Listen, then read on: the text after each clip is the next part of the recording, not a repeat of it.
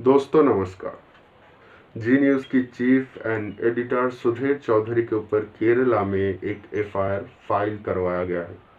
इस एफआईआर को फाइल करवाने वाला व्यक्ति है एवाईआईएफ की state joint secretary P Gavaskar. P Gavaskar ji ने ऑल्ट न्यूज़ को दी हुई एक इंटरव्यू में बताया, सुधीर चौधरी ने कुछ समय पहले अपने चैनल जी न्यूज़ के ऊपर डीएनए नाम की एक प्रोग्राम में जिहाद को हार्ड एंड सॉफ्ट दो पन्नों में बांट के लोगों को समझाया था। यहाँ पे बहुत सारी ऐसी बातें उन्होंने रखी थी जिससे मुसलमानों की भावनाओं को ठेस पहुंच सकता था। जो हेटरेट है उन्होंने उस चीज़ को स्प्रेड किया, साथ ही में इसकी वजह से दंगे भी भड़क सकते थे। तो इन सभी चीज़ों को ख्याल में रखते हुए सेक्शन 295 ए के अंतर्गत एक एफआईआर फाइल करवाया उन्होंने, जो कि जरूरी समझा, वो भी केरला की पुलिस स्टेशन थी। तो आइए सबसे पहले 295 ए के बारे में थोड़ी बहुत जानकारी जान लेते हैं। सेक्शन 295 ए हिंदुस्तान की हर एक नागरिक की धार्मिक विश्वास और स्वतंत्रता को पूरी तरीके से सुरक्षित करता है। किसी भी तरीके से अगर आप किसी भी धर्म स्थल की किसी भी चीज़ को तोड़ते हैं या बातों के जरिए किसी की भावनाओं को ठेस पहुंचते हैं तो इस आर्टिकल के तहत आपको सज़ा हो सकता है। इस आर्टिकल के अंतर्गत आपको बेल नहीं मिल सकता, पुलिस भी आपको अरेस्ट कर सकता है बहुत कम पेपर वर्क के होते हुए। दोस्तों जितना भी मुद्दा है वो स्टार्ट ही होता है यहाँ से लोग दो हिस्सों में बट जाते हैं।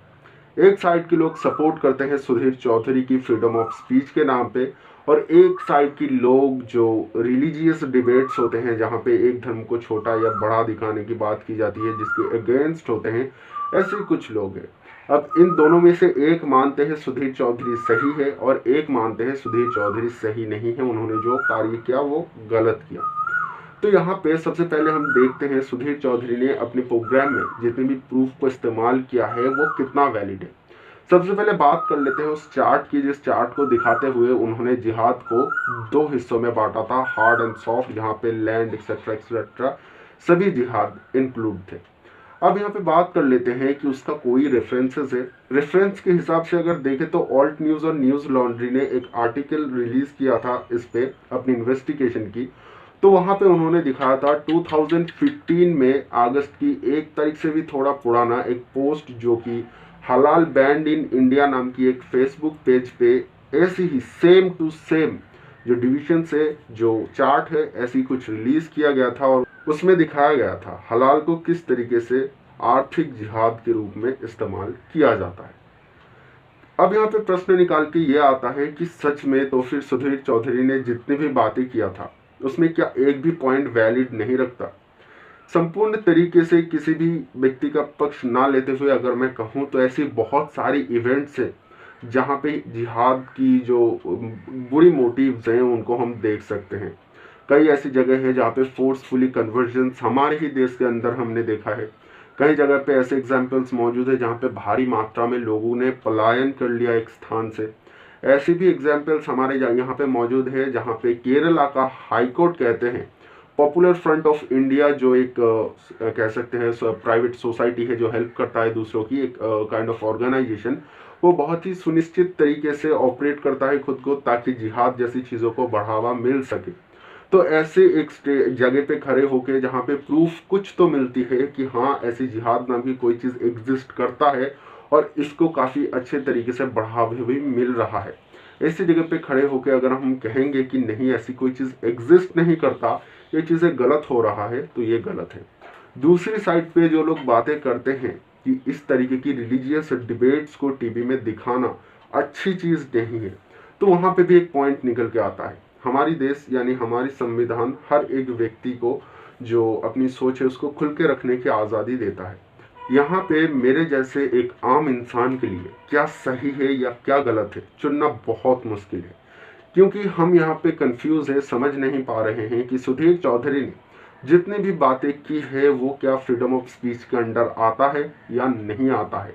अगर उनकी बातों के द्वारा किसी को भी हर्ट हुआ है यानी किसी की सेंटिमेंट्स को दुख पहुंचा है तो एक सोचने वाली बात है। हमारी देश की पॉपुलेशन 130 करोड़ से ज़्यादा है। बहुत अलग अलग रिलीजियस की लोग यहाँ पे रहते हैं। अगर हम हर बार ये सोच ले कि किसी एक पर्टिकुलर टॉपिक पे बात करने से या उसके बारे में चर्चा करने से किसी एक कम्युनिटी की सेंटिमेंट्स को हर्ट हो सकता है, तो ऐसे में हमें चुप रहना पड़ेगा, इन सब चीज़ों के बारे में बात कर ही नहीं सकते। मतलब फ्रीडम ऑफ स्पीच एक नाम मात्र यानी एक आर्टिकल बन के बस किताबों में रह जाएगा जो कि दिखाई नहीं देगा। वैसे में मैं कोई सुधीर चौधरी का तारीफ करने वाला व्यक्ति तो हूँ नहीं, मैंने खुद कई बार उनको क्रिटिसाइज किया है और उनको मैं एक खास तरीके की मीडिया कहता हूँ जो कि प्रोपेगेंडा को आगे फैलाते हैं। लेकिन इस टॉपिक पे अगर हम देखें तो इस बात को आइडेंटिफाई कर पाना एक आम इंसान के लिए क्या ये कौन सी हद को पार कर गया है या नहीं कर पाया है, ये सच में एक क्रिटिकल चीज़ है। मैं इस बारे में ये सोचता हूँ चर्चा तो हर एक विषय पे होना चाहिए, अच्छा या बुरा। अब वो अपनी हद पार कर गए या फिर नहीं ये तो कोर्ट ही तय कर पाएगा। तो इस विषय में हम अपना कोई भी मत नहीं प्रदान करना चाहते।